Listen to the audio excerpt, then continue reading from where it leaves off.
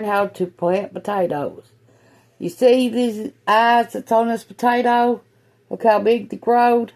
Well, you can stick this brown part down in the dirt, cover it up, and it will grow a potato.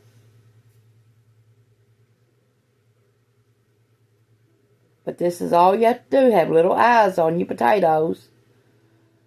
And if you wanted to, you could just cut this part off, like that right there, and stick it in dirt and it'll grow. You don't have to have the whole potato, just a little piece, that's it, of the potato. And every eye you see, that's a potato. So you could cut it off wherever you see eyes at and stick that part only in the dirt. You don't have to have the whole potato. Tawynia's Home Cooking on YouTube. Thanks for watching.